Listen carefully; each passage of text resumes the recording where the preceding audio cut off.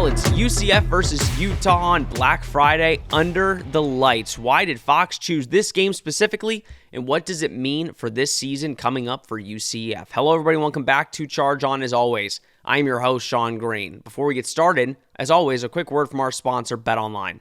BetOnline is your number one source for the NBA and NHL playoffs this season. Every stat, every matchup, and even live odds while the games are being played.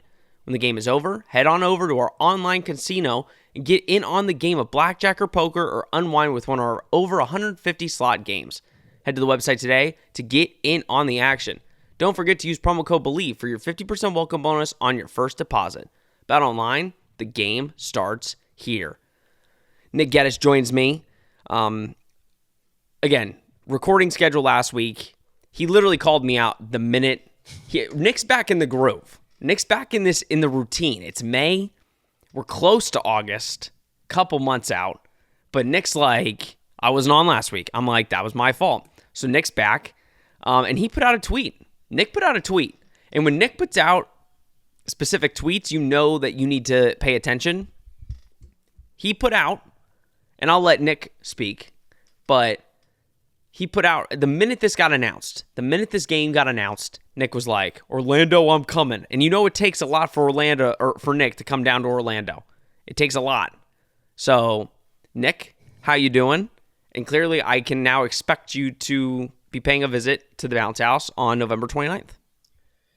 Yeah, when I tweeted that, Orlando, here I come, I almost said Oviedo, here I come. But, I know some fans think that that's a shot across the bow, but I mean, is it not located in Oviedo? It technically is, right? It's right there. It's right on the dividing line. Yep, it's right on the line. So what do they call that? Do they call that? Is that even? Orlando. I went to school there. I don't even know I don't even know what my zip code was. It's Orlando. Know. It's still Orlando? Yeah. Interesting. I don't even think of that as Orlando. But whatever the case, yeah. I saw that got announced yesterday, and I was like, my eyes got big. I was like, ooh. Black Friday, because they took away our holy grail of a game for Black Friday, and this does not. Well, I was going to say this doesn't replace that, but at the same time, I mean, it's fun. It does the idea of it. I mean, could you imagine if that game has certain implications at the end of the season? That'd be great inside our own stadium on Black Friday under the lights on Fox. Well, we're going to get into it all because we might actually get a real announced team at the stadium. I think we will. I think that's what we're going to get into all of it. Because ultimately, listen, we cover the team. We are quote unquote podcasters, right? So most people get that announcement and they're just like, oh, okay, it's a game announcement for Fox TV game, big time TV game. But I think there's an underlying thing that we can view. And, we'll get into it. I want to first say this, because I feel like it had to be mentioned. Gus Malzahn can go play pro baseball. Well, of course. Whenever he wants. Of course.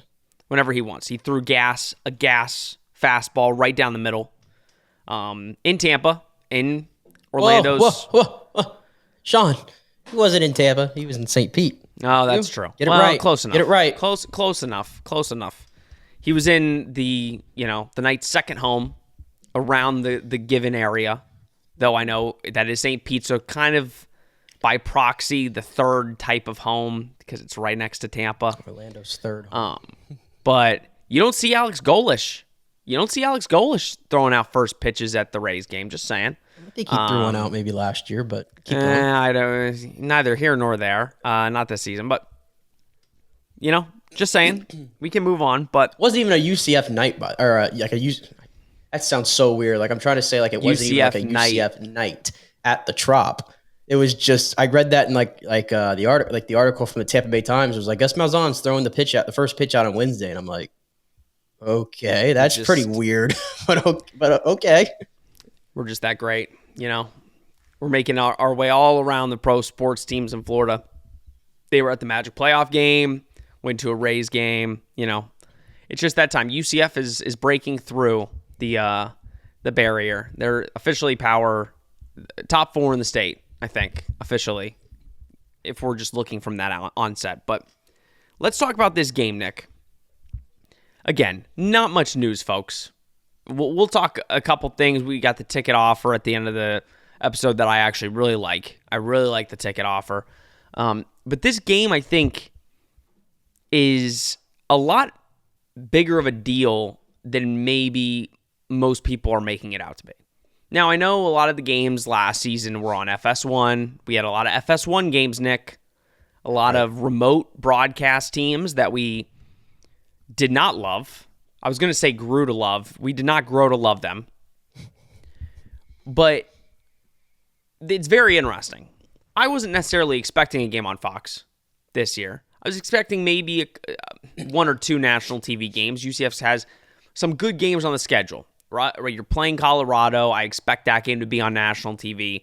Florida, if everything goes right, I expect that to be one of the biggest games, if not the biggest game of the week that week. And I expected Utah and Arizona, I expected those games to get big national attention. With that being said, if UCF is good. But for Fox to really double and triple down and make that their game, their Friday night game that week, granted the last week of the year, I found it very interesting because I'm like, you have a bunch of people really high on UCF. You have a bunch of people low on UCF. And I think the general immediate thought was, oh, well, it has big, huge Big 12 championship implications. And clearly Utah is primed and ready to potentially be in the Big 12 tournament or championship this year. They're the best team in the Big 12. That's why they're in the final week. I think this also says a lot about UCF. I think this says a lot about where Fox believes UCF will be at this time. Not saying, and again, go back and watch last week's episode of, who I thought could contend in the Big 12 tournament or title and where UCF fits. But Nick, I think this says more to do about what Fox and TV might think of UCF this season than it necessarily just says about Utah. I think it says a lot about Utah and where the last week of the season and what it means. But I also think if Utah was playing a Cincinnati, I don't think it's on Fox. So kind of give your take. Again, I know it's Utah and it's expected, but I think this says more about UCF and what maybe is ahead when it comes to games being announced on national TV than it would say about others. Yeah, I think UCF is in the second year now. They're more in a high-profile spot, certainly than they were last year.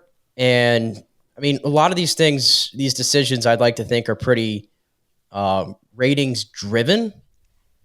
And, it's hard for me to really speak on that. Like, I don't have the numbers in front of me necessarily of where UCF kind of sort of ranked last year in comparison to the other Big 12 schools. I know a lot of the Big 12 schools obviously have more longstanding ties, not only with the conference, but just in college football in general. But I think certainly Gus Malzahn, I mean, he's probably the star of the show. And I think in college football in general, who your coach is, I think a lot of times is usually like your face of your program more so than a singular player sometimes. And I feel like Gus Malzahn is that for UCF. So, on name value alone, I guess that's a little bit of a draw maybe. But it is kind of fascinating that Black Friday, which, we're so used to playing, obviously, like I opened up with USF, and that usually is just a throwaway game on like an ESPN2 or something like that, if that sometimes. If that, yeah, right? If that. So now to be on not just, the Fox network, but on Fox, the big boy Fox as well.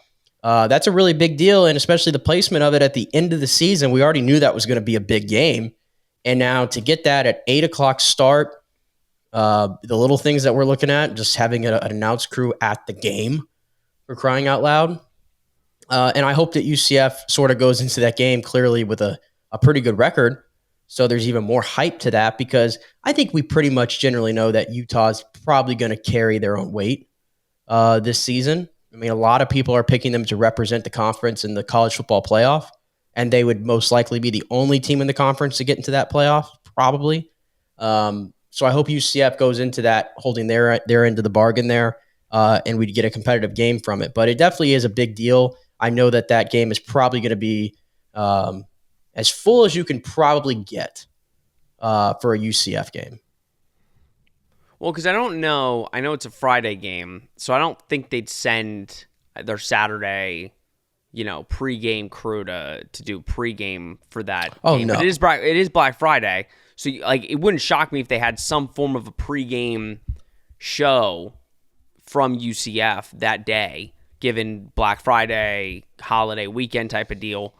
But I find it interesting because you said it, UCF has the ratings last year, call like it is, they were on FS1 almost every week. So The ratings, I think, obviously they played Oklahoma on, I think, Fox, and that did really good ratings. You also are playing Oklahoma, so it's a give and take. What I will say is, again, if you look at some other teams that could have played Utah in the final week, right? I don't think they're putting it on Fox in the final week of their Friday Night Light thing. And I think the reason why we're taking it as a big deal is because it is that final week and it is Black Friday, and there's usually significance to that. Because if you just look at the general Friday night slate on Fox this year, a lot of it looked kind of random. It was. Yeah. Even the week before leading up, it's Purdue at Michigan State. Right? Even if you look at the entire schedule, what's the best game on paper on that Friday night schedule? On paper. Is it the first one, Arizona at Kansas State? Probably. It's a pretty good game, yeah. Right? The other ones, Oregon's in some of those, but, they're against Michigan State, they're against Purdue. So you don't really have two powers going head to head, but this one certainly, because of where it bookends sort of their season there on Fox, is why I guess it's significant. Now, again, I want to make it very clear. I am not stating, like I said last week, I'm not stating that this is going to be winner goes to the Big 12 title or a preview to the Big 12 title. Now, it very well could be. Don't get it twisted. I said last week, I think there's 7-8 teams that you could genuinely see in the Big 12 title. Genuinely. I think there's so many good teams in the Big 12. You saw it last year. Any given week, anybody could win. It doesn't matter how much talent you have. And again, Utah is, by many accounts, the best team in the Big 12 this year. 100%. They have every right to be. They were amazing last year with basically a bunch of backups. This year, they're healthy. Who knows what can happen? But I find it interesting, Nick. I don't think this is just a clear-cut, Utah is going to be the number one team in the Big 12, so let's put them on for the final week where they'll clinch a spot in the Big 12 title. Because if they're really that good, you would just assume that final week they'd already have a spot clinched. So the game would really mean nothing. And I don't think Fox in their final week on Black Friday is putting just random throw-it game. I know there's some of those on this schedule. Just like for every network, there's always those throwaway games, right? I think this says I think there is so much unknown about how UCF is going to play this year, but there's so much optimism that I think they're viewing it as this could either be UCF's A, close to the Big 12 title game and a win or something. It'll be a really good game between them two. B, UCF can give Utah needs a win or something to that effect, and UCF can go in, beat them, and kind of spoil their season. Or C, you get a really bad UCF team that's fighting for a bowl game just like last year, and Utah's coming in the atmosphere. That's the thing that we could talk about now, Nick. The atmosphere alone. UCF didn't get many night games last year. Right. It was literally only the first couple games of the season. UCF, against, at least now, against those, FCS or lower FBS level teams. Which UCF hasn't even gotten to use all their new toys for the most part on national TV. You got the new lights up, lights down, the new different colors on the lights. It's an atmosphere. In the night atmosphere is what's special. So I think at least we know we're getting one night game. So I think kind of talk about it a little more. Talk about do you think this is more so hey, we just really want to see Utah in the final week. There's probably not many options. Or do you think that there's a genuine chance that this could be a UCF for a Big 12 title, spot. And again, do you think UCF at that point would be in that position? Or at that point, is it more of a lost cause? Well, it definitely puts Utah on a big stage because you got to think about it. And I want to try to get my timeline right here of how this thing works. So this is the last game before the Big 12 championship, right? Yes. Yeah, I don't know if it'd be the next week, but yeah, it would basically be, it's the last regular season game for everybody. So my point in saying that is I was going to say like it gives putting Utah on national TV like this in that capacity on Black Friday when people are watching, it gives Utah a chance to be in front of the committee's eyes, I guess, is what I was going to say. But at the same time, because you already have the lock of one team from the conference going in, I guess that's really not really a big deal anymore, is it? No, but yeah, I mean, at that point, because if you I think it's for sure, if you are one of the two teams in the Big 12 title, most likely you're going to be in the playoff in some form. Like the winner obviously will be in the playoff, but I think if you're the second team, you're probably getting the 12th spot or 11th spot, depending on your record. Potentially. Like I think if you are a Utah that's 11-1, and you're Kansas State, Kansas, and you're 10-2. I don't know. We'll see. I'm not. I don't give the committee any benefit of the doubt at all. Oh, absolutely not. Absolutely. And so I'm sorry, but I see scenarios where if there was let's just say Utah was 11-1 going to the conference championship game, and then they lose to whoever that is, and so now they're 11-2. Not convinced they still go to the playoff. I'm not convinced, but there would be 3-team SEC teams there would be 3-loss SEC teams and Big Ten that would go over them. I feel pretty fair about that one. Well, because when is it going to 16, or is it just going to 14? It's going to 16, right? Sean, can any of us ever keep up with this anymore? No, I really can't. All I know is there's 12 this year, and then we'll navigate from there. Yeah, But whatever the case, my argument I was going to make, I think it doesn't even really matter anymore. Because if this was under the last, just last year, obviously, when it was just 4 teams, and let's say Utah, they were assuming was going to be like an 11-win team by that point, potentially undefeated. Hey, let's get them on Fox. Let's get them on the eyes of everybody. A showcase game, ball out, Utah. Have fun with that. Like I could have saw that being a reasoning, but really not as much anymore. In general, it just... Utah, regardless of that, Utah was going to be there because they are the preseason favorite. And UCF, listen, it's not like they're throwing Arizona State on there. No offense to Arizona State, but how competitive they're going to be this year, probably not a big competitor in the conference. Whereas UCF, even though there's a lot of split opinion maybe on them, I think a lot of people in general view them as a dark horse. And if anything, a chance to play spoiler in that spot. Well, and that's like, let me get it to UCF is not playing this game if it's not for Utah. Call it like it is. I'm not naive to think that they were going to put UCF in this position regardless. I think it takes 2 to tango, especially with national TV games in every case, right? I don't think Utah was getting a national TV game this week if it wasn't for UCF.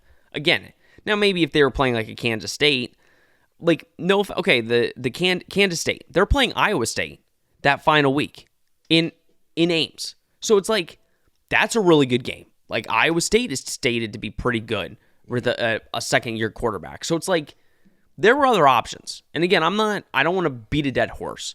I'm just saying for some of the UCF fans that maybe were like, oh, well, like we know what the championship implications are. I'm not disagreeing with you. The main championship implications is Utah. But, like we've talked about when we did our way too early predictions, me and Nick said, like, we think right now 8-4 is the baseline. 8-4 is that baseline that you feel like with the talent on this team, if UCF plays like they're supposed to with the talent, and that says a lot. We know, because we thought they were talented last season, and look what happened. But with the talent on the team, we think 8-4 is a solid baseline. If they're playing better than our baseline, you can safely assume if they're going into the final week with 2 losses, well, a win against Utah probably gets you in the Big 12 title. So, yes, it's Big 12 title implications for Utah, but it could potentially be title implications for UCF as well, which makes it a really fun, interesting matchup. Yeah. And I hope we're not looking at that with the whole rose-colored glasses thing, because obviously we're very up to date with what's going on over here. But yeah, I mean, listen, last year we thought they were talented, and it became crystal clear that, obviously midway through the season when they went through that slump, that they just had some players on this team that just were not ready for Power 5, now Power 4 football. I think that was a fair reasoning. But this year now, with Gus taking some control over, bringing in his guys, the reshuffling, obviously everything he did to the portal, KJ Jefferson. I mean, yeah, like I said, there's some optimism there. And like you said, your baseline's 8-4, and can they over exceed that? I guess. And again, 8-4 shouldn't be asking for a lot. If you look at last year, where you should have beat Baylor, and you let that game slip away. They pissed away some games last year. They should have won. There's no doubt about that. Yeah. And I guess just from an expectation standpoint, this is year 4, and I think I know second year Big 12, but still, all the messaging that Gus has put out there in the media and everything he's done this offseason, I get the sense that he's really going for it. He's really going for it, and I know where his expectations are. Yeah. So as a fan, do I need to follow through on those expectations? Or should I have my own? I don't know. I mean, they're telling me they think they can go to the conference championship, basically. That's the way I'm interpreting what Gus is doing here. I mean, yeah. And again, fans, I think, have, I don't want to say limited their expectations, but I think the way that we're viewing it, I think it's fair to say that if Gus and the staff and who they're bringing in and how they're viewing the season is we want to go to the conference title, and that should be how we hold the standard. And if you go in and you lose to Florida, yeah, it's a tough game, but you got to win it. Now, granted, that a loss to Florida doesn't screw your season because it's not a conference game. No. So it's that's and I think positive. I really do think a lot of these games are going to be really, really close games. Oh, I really do. And they're tough. As much as UCF is going to try to be an offense that scores 40 points a game, I don't really know, because I think from the however you rank them, that 3 through 10 section in the conference, I think is very, very close. I think they're all very close together. I think UCF's in that mix somewhere. No, yeah, 100%. And that's what makes this season very interesting. But it also, again, I think it takes two to tango in this sense, and I think Fox, and I think a lot of the TV partners, I think UCF has a lot of chances to be on national TV this upcoming season because they have a lot of games that are very intriguing. Again, I think Arizona coming to the Bounce House, very intriguing. Colorado. I think UCF going, Colorado, obviously. Florida. I think UCF versus Iowa State. I think that can be a really intriguing game that may be national TV games. Now, depending on Iowa State, but we all expect Iowa State to be pretty decent this year. So, again, as the season inches closer, we'll start looking at it and start kind of dissecting. But as long as UCF takes care of their business and does what they're supposed to do, this final game against Utah can be one of the bigger games on TV, if not the biggest game that given week. All right, before we close it out, I wanted to bring this up because, we all kind of, people like to complain. People like to, hate on. People just love to complain. Could have left it just there. There you go. I could have. UCF came out with a really good ticket offer that I think, because UCF is for the most part sold out every game. There's not really an empty seat, but you have some of those games that sometimes there's a seat or two empty. They introduced a thing called the Bounce Pass, and for $210, you don't know where you're going to sit, but for $210 for the season, you are guaranteed a seat at whatever game, every single game. And I know a lot of fans were complaining about the resale prices of Colorado and Utah and some of the games that people really want to go to. So I'm just happy that there should be no excuses next season about sellouts. I already didn't think there was going to be any problems, but now with this ticket offer that I really think is big time for the school to offer it, there should be no excuses of sellouts. And I think it's a really good deal, especially when one ticket to a Colorado game is $300. So you get to go to every single game for $210. And there's not a bad seat in the house, Nick. Like, that's what I was saying on the UCF report.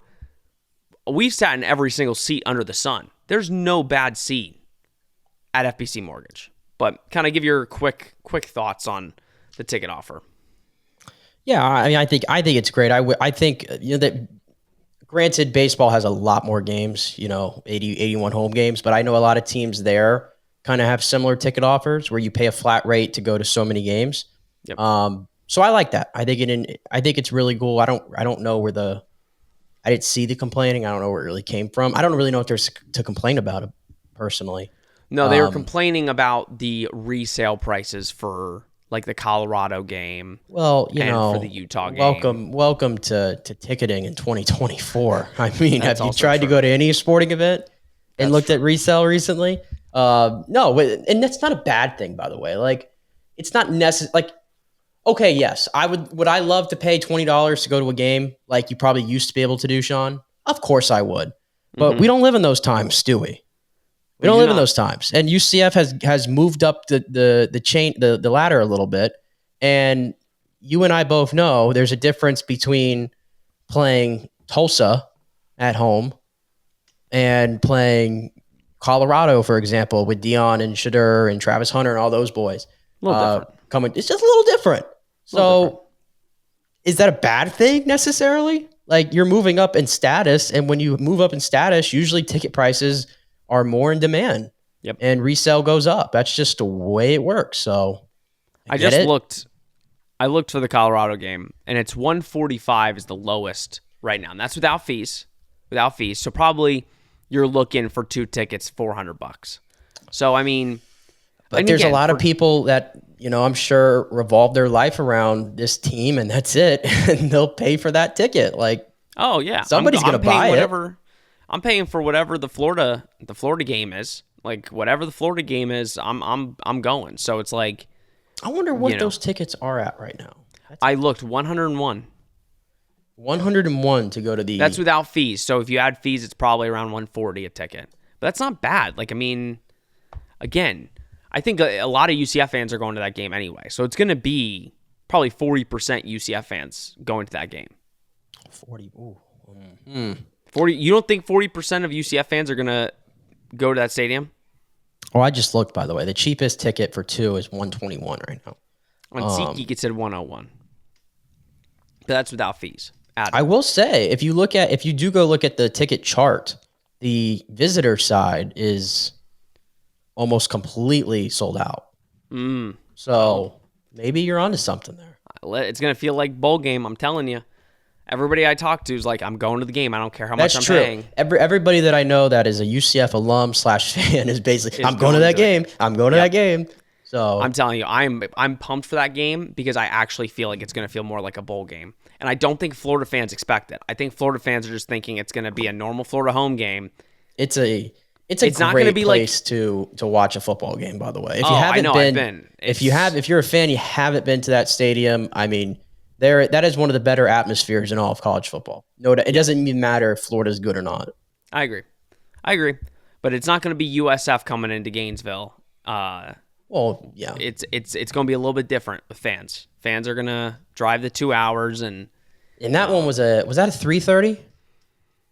Did we already get that game time announced, right? Oh, the UCF Florida? No. That was that was Florida versus Miami. Oh, that's Florida Miami, right? Yeah. I would be shocked if it's not a night game. I would be shocked if UCF Florida's not a night game. I'd be shocked. Because even Florida fans and Miami fans were like, how did we not get a night game? We get the 3:30. Now, it's still an ABC, which I would highly anticipate UCF versus Florida. Now that we're talking about national TV, I would highly anticipate Florida UCF getting the ABC or ESPN type I guess treatment. Yeah, and I mean, and UCF has to play TCU in Colorado those 2 weeks going into that. So, true. Especially if they go in 4-0, and what? I'm trying to see who does Florida play going into that game. I thought we play Colorado right after Florida. No, they play them right before Florida. Oh yeah, right before. Right before is Florida. I'm trying to see who Florida plays. They get a bye week. That game. They get a bye week. Yeah, they get Miami, but they get Miami, Samford, A&M, Mississippi State, and then bye week UCF. Bye week and then us. Yeah. So they could be 3-1, maybe, or 2-2. See, I was just talking about this with someone the other day, and we went through their entire schedule. And I actually want you to tell me something. The person I talked to said Kentucky. I know this is not UCF, but they said, oh, Florida will beat Kentucky this year. And I said, they haven't beaten in the last 3 years. What makes you so confident that Florida's going to go beat Kentucky this year? Would you agree with that? Do you think Florida will beat Kentucky? Well, Kentucky lost their OC, Liam Cohen. Ray Davis went to the NFL. Leary went to the NFL. It wasn't like Leary was lighting it up necessarily. Yeah, 1 year. And they got, was it Brock Vandegrift, right? The quarterback from Georgia. Yeah. Transferred over there, and he had a 5-star pedigree, I believe. So, and Kentucky always, fights and claws their way along. I don't think it's guaranteed. I think they're in that same sort of tier in the SEC. Yeah, like I think they go 2-2 before they play UCF. Yeah, because I mean A&M also A&M is one big giant question mark. I think you give either they lose one of the Miami Texas A&M games. Oh, for sure. They lose one of them. And Mississippi State, I feel like they beat Mississippi State. So I think Mississippi State and Samford. So they better hope they beat Mississippi State because Florida doesn't have many guaranteed wins. I mean, no, after UCF, you got loss. Well, you say that, but then again, as we get further along in the off season here, and there's like more and more people that are convinced that Florida is better than advertised. But I don't know. I'm so excited to see it. I'm excited to see it. All right, enough Florida talk. That's going to do it for this week's episode of Charge On. Please like, subscribe, comment, share. Do all that you do. We greatly appreciate it. Follow both of us on Twitter. Our handles are down below. And as always, we come to you every single Friday during the off season. If you want even more UCF content, check out my show on Tuesdays. It's called the UCF Report, and it's on the Zone Heads Orlando podcast. Make sure to go subscribe there and subscribe here for all your UCF football content. All right, everybody, this has been Charge On presented by Bet Online. We will see you next week.